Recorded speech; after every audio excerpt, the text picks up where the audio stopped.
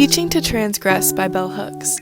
She states, teachers must be actively committed to a process of self-actualization that promotes their own well-being if they are to teach in a manner that empowers students.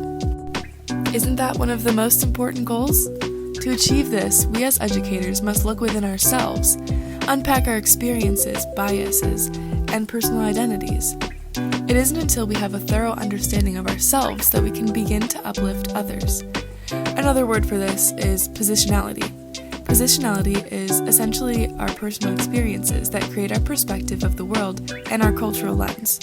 So, what's my positionality?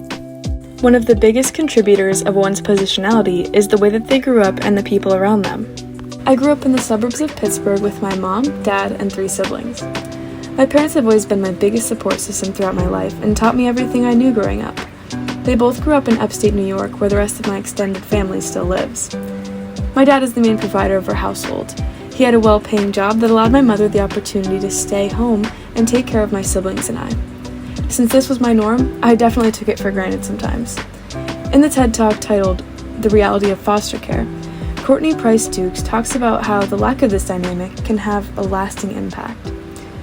She states, they aren't able to develop those practical skills, develop that healthy relationship with an adult, or simply experience a healthy home life. Having this throughout my entire life definitely set me up for success and changed my life in ways I can't even comprehend. They continue to support me as I moved away from home and into college. My parents have always encouraged me to reach my full potential, and because of that, saved up for my college education from the time I was born. Being able to leave college without the financial burdens that can come along with it is a huge privilege that I'm so grateful for. In both their childhoods and mine, we grew up in a predominantly white, middle-class area where this lifestyle was the norm.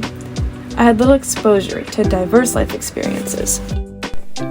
In Beyond the Face of Race by Matthias and D'Angelo, they talk about the importance of acknowledging race as a part of one's identity.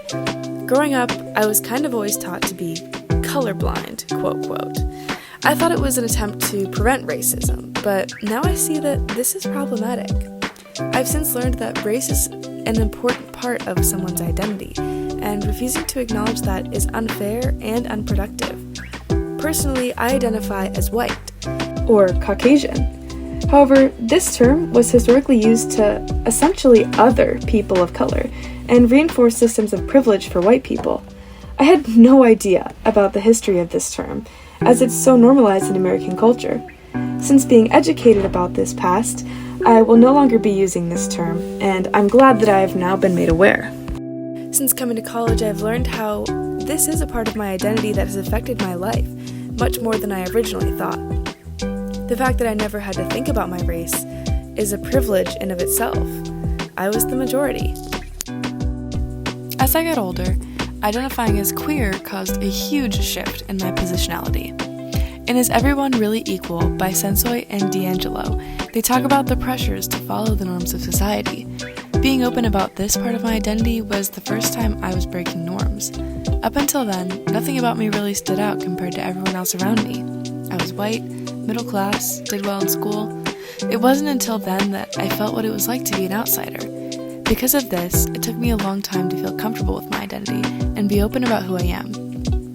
Luckily, I come from a very loving and accepting family. I now have an amazing girlfriend and get to experience a loving relationship despite the barriers in the way. That feeling of being an outsider for the first time also opened my eyes to the many injustices and adversities that marginalized people face. It inspired me to begin my social justice journey and advocate for equity and inclusion of all people. This sort of epiphany that I had reminded me of an article we read called Essential Components of Social Justice in Education by Heather Hackman. She talks about how it wasn't until she became aware of her own oppression that she realized she may also be contributing to oppressive systems herself.